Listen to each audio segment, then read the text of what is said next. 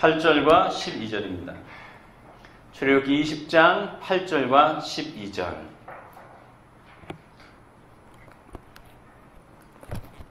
출애굽기 20장 8절과 12절. 앞에 있는 화면을 참조해 주시기를 바랍니다. 출애굽기 20장 8절과 12절. 우리 같이 한번 천천히 읽어봅니다. 같이 읽습니다. 안식일을 기억하여 그날을 거룩하게 지켜라. 너희 부모를 공경하여라. 그래야 너희는 주 너희 하나님이 너희에게 준 땅에서 오래도록 살 것이다. 아멘. 오늘 말씀의 제목 같이 한번 읽습니다. 같이 읽습니다. 긍정을 통해 본 십계명. 예. 긍정을 통해 본 십계명. 예. 오늘 말씀은 긍정을 통해 본 십계명입니다. 예. 우리 말씀 듣기 전에 우리 권건익 성도님 반가워요. 예. 우리 권성도님이 참 어려운 일을 겪고 또 지금 또 열심히 살려고 노력하고 있습니다. 예. 그리고 지난주에도 참 힘겨운 시간이었는데 잘 이겨내고 이렇게 주일 예배 나왔습니다. 여러분이 한번 박수로 격려해 줬으면 좋겠습니다.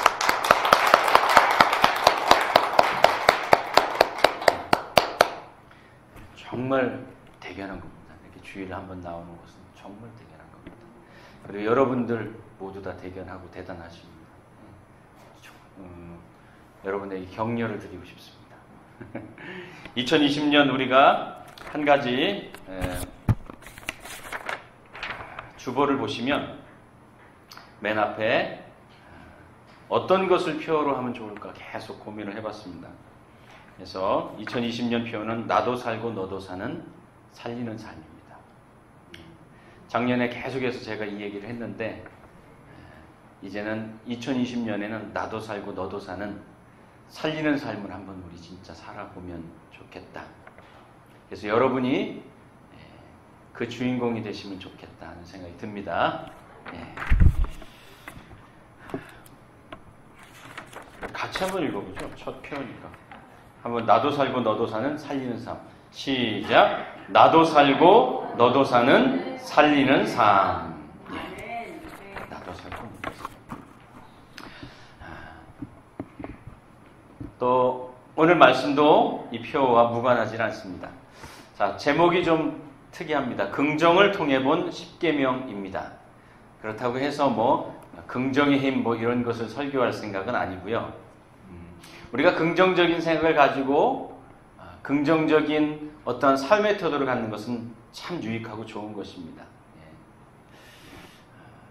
하지만 모든 것을 긍정으로 주문 걸듯이 사는 것도 역시 우리의 삶의 어떤 무게나 아니면 삶의 어떤 깊은 아픔이나 이런 것들을 무시하게 만드는 그 요인이 되기도 합니다.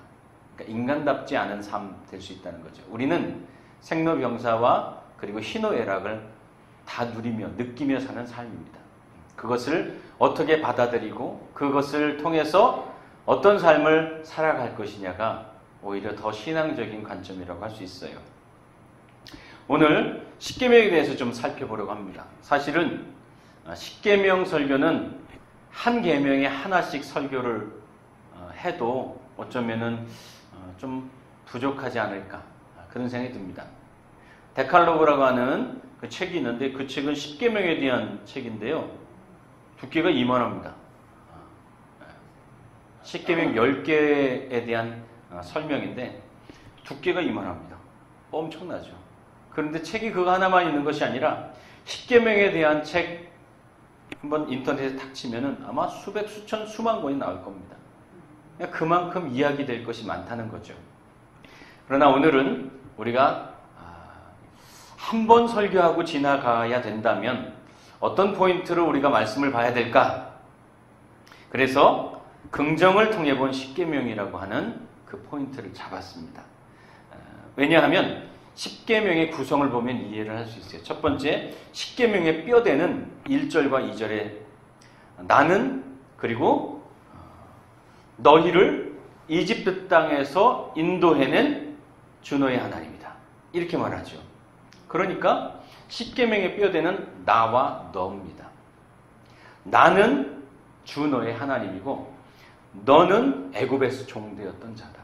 이것이 10계명을 이루는 뼈대입니다. 나와 너의 관계 속에서 이야기됩니다. 목적은 3절에서 17절까지의 내용인데요.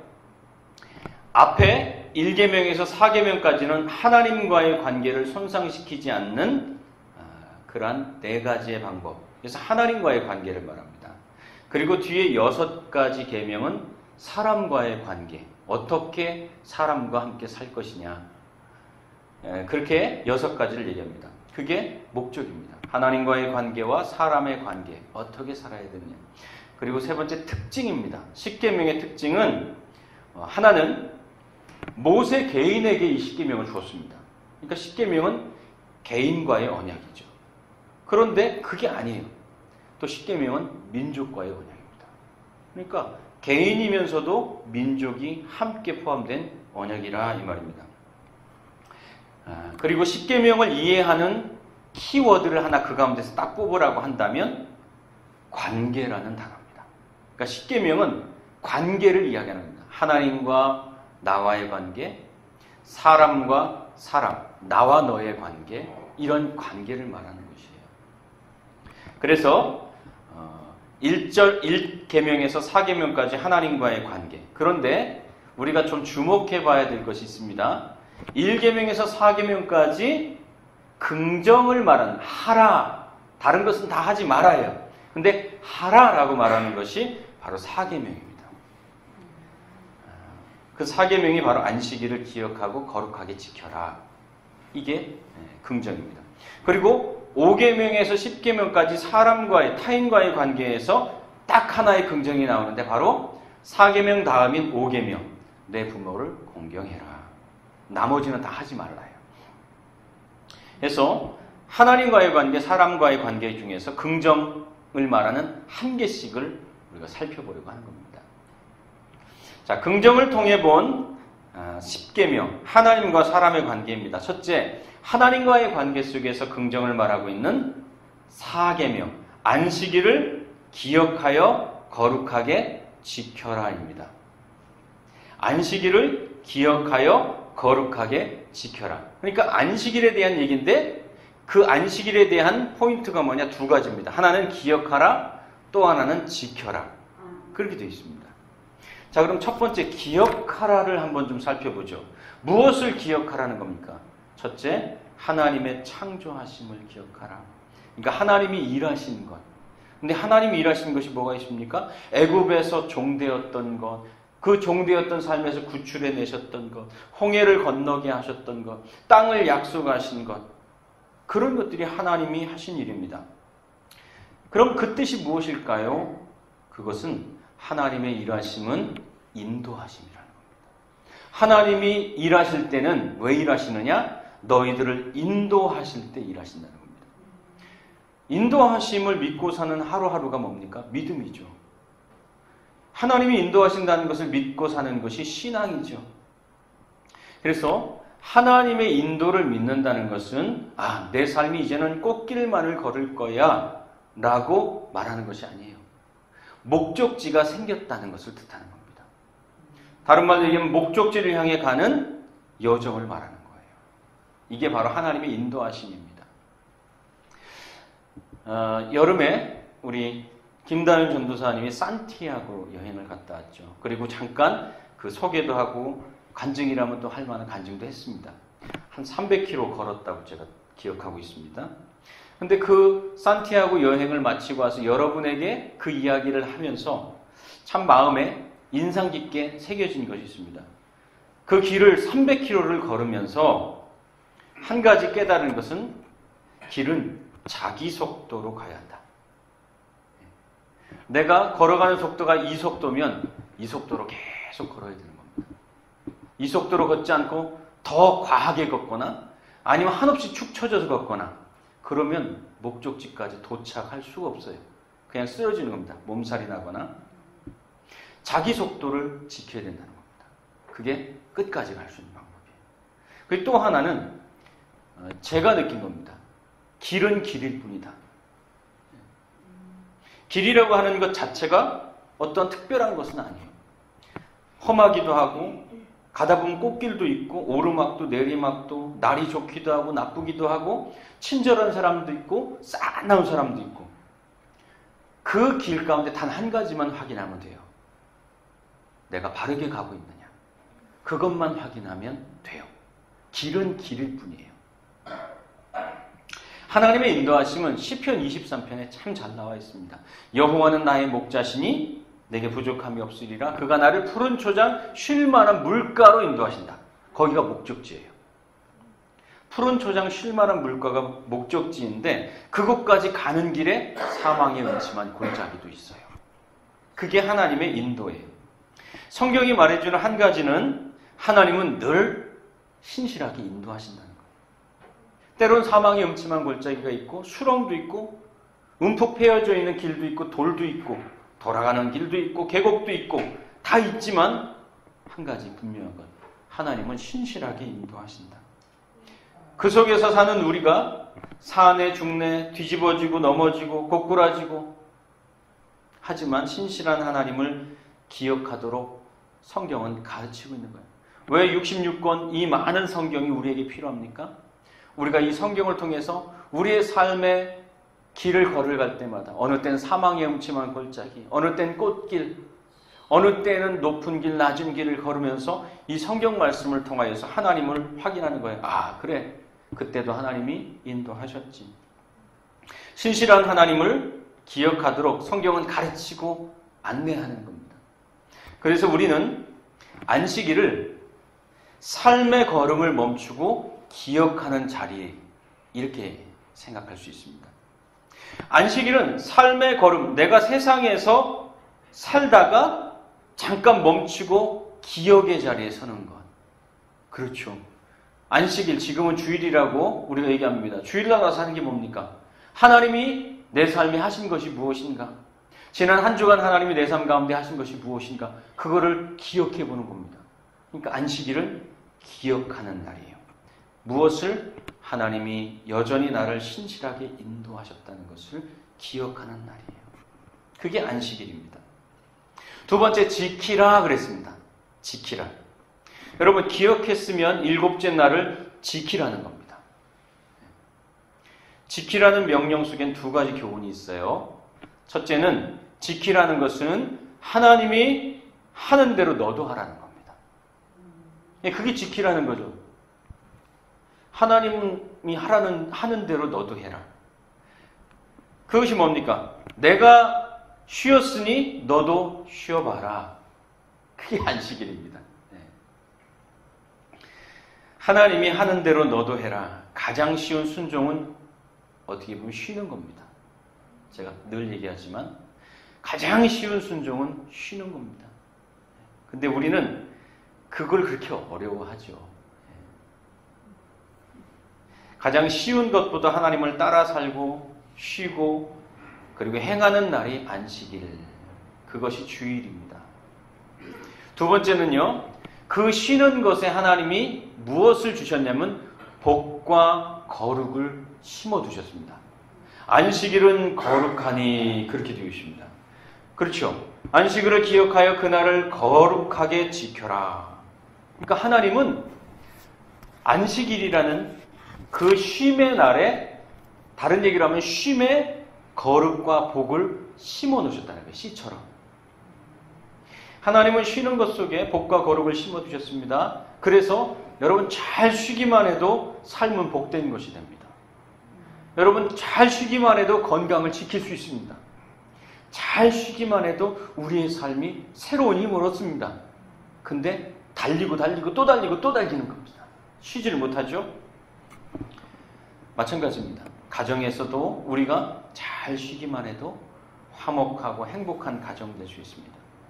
때로 우리 아버지들이 나 힘드니까 건드리지 마 하고선 접근 금지, 나 쉬어야 되니까. 그럴 때가 있습니다. 잘못된 신입니다. 모두 수고했으니 함께 행복한 날로 살아가자. 그게 올바른 신입니다. 함께 모여서 따뜻한 밥 한 끼 먹으며 대화할 수 있는 모습만 있어도 가정은 복된 모습으로 바뀝니다. 그런데 우리는 그 쉼을 하지 못해요. 저희도 우리 아이들이 학교 가고 또 친구들 만나러 나가고 막 이러니까 일주일에 한 번 다 모여서 같이 식사하는 것 자체가 어려워요. 근데 그게 너무 저는 아쉬워요. 같이 앉아서 아이들하고 같이 식사하고 싶어요. 다 밥 먹자 그러면은 핸드폰 갖고 나와가지고 핸드폰 보고 있고. 이게 참 복되지 않습니다. 그런 거. 그래서 쉬는 것을 복되고 거룩하게 할 수 있다면 다른 일도 복되고 거룩하게 할 수 있다. 이게 안식이 우리에게 주는 교훈입니다. 나도 살고 너도 사는 살리는 삶이 거기에서부터 시작되는 겁니다. 안식일을 기억하고 지키는 삶은 습관이 아닙니다. 주일날 나와서 여러분이 예배 드리는 것, 그것은 그냥 습관을 따라서 그날이 됐으니까 오는 것, 그것일 수도 있지만 그것이 전부가 아닙니다. 안식일은, 주일은 우리 삶의 뿌리가 되고 그리고 뼈대가 같습니다. 제가 어떤 책을 보다가 그런 이야기를 봤습니다. 내가 해야 할 일이 있는데 너무 하기 싫어요. 근데 그것을 삶의 규칙으로 만들어서 하는 방법이 있겠느냐, 그거예요. 그렇죠. 우리 학생들도 그렇잖아요. 막 자다가 공부해야 되는데 아니면 일찍 일어나야 되는데 뭘 해야 되는데 그냥 계속 뒹굴고 싶잖아요. 그래서 그냥 계속 뒹굴다 보면은 하루가 그냥 지나가고. 어떻게 하면 될까? 그 책에서는 이렇게 말합니다. 자기만의 의식을 만들라.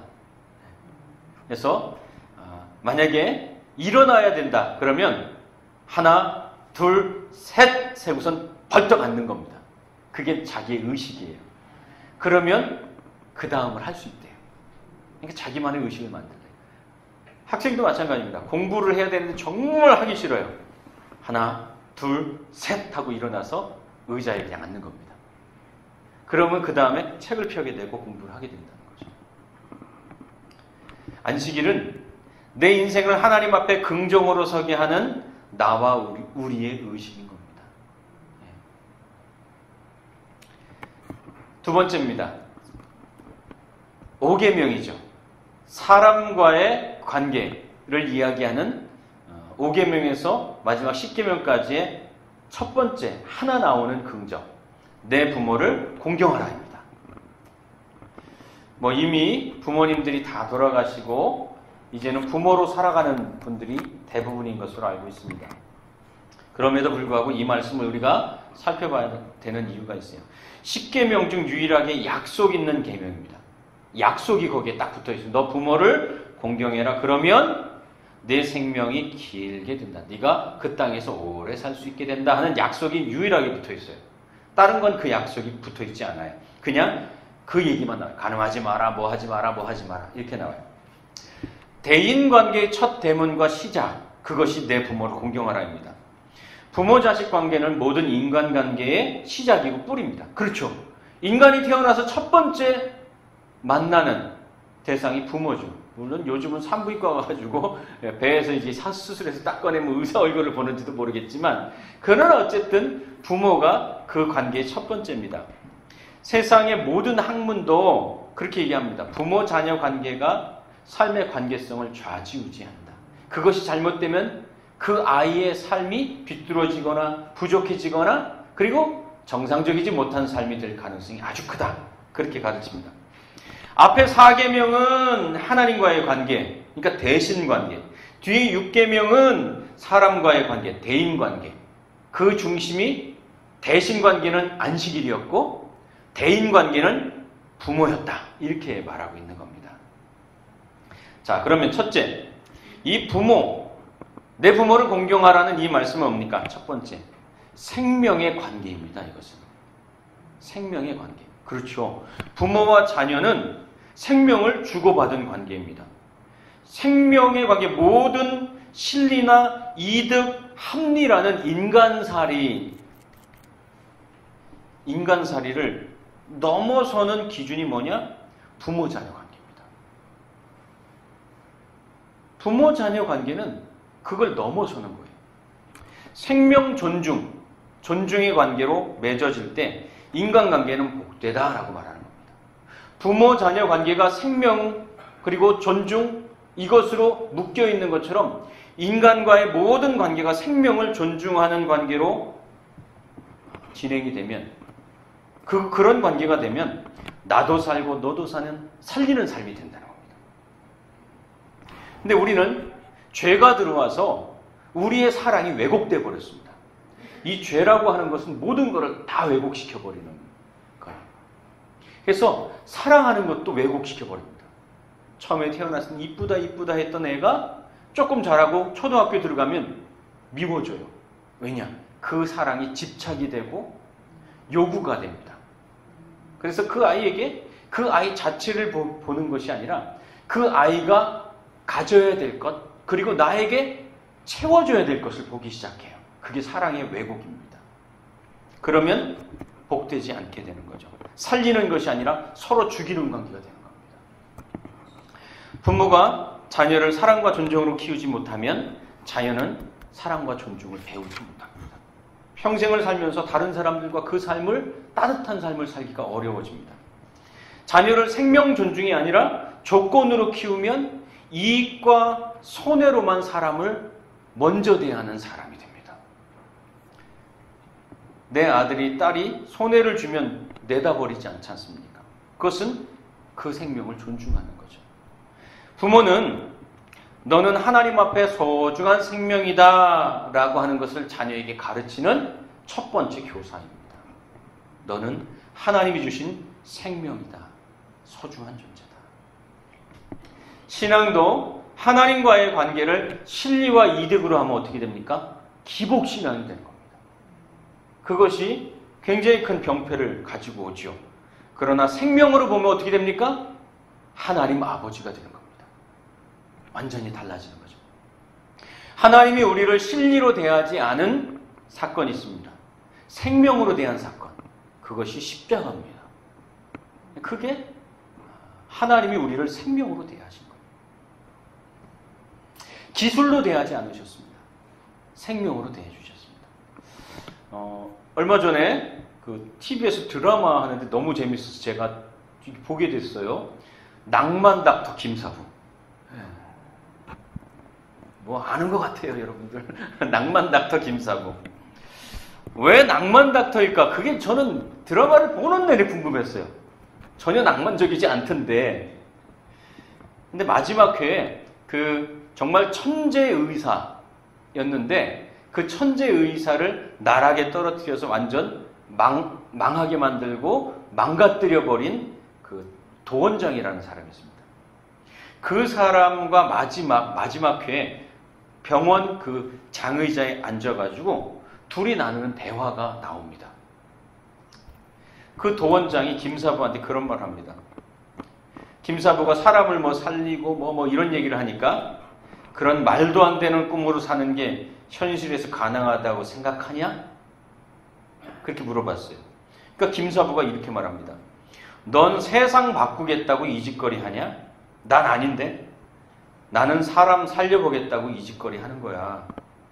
죽어가는 사람 앞에서 그 순간만큼은 내가 마지노선이니까. 내가 물러서면 그 사람 죽는 거고 내가 포기하지 않고 조금만 노력하면 그 사람 사는 거고 난 그렇게 믿고 있어. 그것을 고상한 말로 하면 낭만이라고 할 수 있지. 그래서 낭만 닥터예요. 그 낭만이 없기 때문에 사람을 실리와 이득으로만 대한다는 거예요. 죽든 살든 돈이 되고 돈이 안 되고. 근데 그것이 제 마음이에요. 제가 뭐 세상을 바꾸고 옛날에는 뭐 세계는 나의 교부다 뭐 이런 것도 많이 얘기하고 했는데 그게 아닌 것 같아요. 제가 할 수 있는 게 그리 뭐 많지 않아요. 그냥 다만 내가 물러서면 그 사람 죽고 내가 조금 더 포기하지 않고 노력하면 살 수도 있고 그래서 이 자리에 있는 거예요. 그 사람이 실패할 수도 있지만 여전히 나는 그 자리에 있어주면 그것 때문에 그 사람이 살 수도 있는 거예요. 나도 그 낭만을 가지고 있는 거예요. 낭만 목사죠. 낭만 닥터 김사부 시즌2가 또 월요일인가 화요일부터 시작된다고 합니다. 우리가 신앙으로 산다면 우리의 인간관계가 실리와 이득을 따지기 전에 저 사람도 인간이다 라고 보게 되는 겁니다. 한 가정의 아버지고 어머니이고 누군가의 아들이고 딸이고 그 눈으로 보는 것, 이게 바로 예수님의 눈이에요. 그렇지 않으면 어떤 관계도 살리는 길로 갈 수가 없습니다. 오늘 말씀의 결론입니다. 첫 번째, 안식일을 지킵시다. 이것입니다. 주의를 잘 지킵시다. 왜냐? 하나님을 사랑하고 그분의 인도하심을 따라 살게 될 것이기 때문입니다. 우리가 안식일 날 기억하고 이 날을 지킬 때 우리는 하나님을 더 사랑하고 또 그분의 인도하심을 따라 살게 될 겁니다. 두 번째, 부모가 우리의 생명이듯이 우리는 서로에게 실리와 이득보다 살리는 삶을 주고받으며 삽시다. 낭만 있게 삽시다. 내가 버텨주면, 내가 그 자리에 있어주면 그 순간 그 사람이 살 수도 있는 것이고, 나도 살고 너도 사는 살리는 삶을 사는 2020년이 되었으면 좋겠습니다. 기도하겠습니다.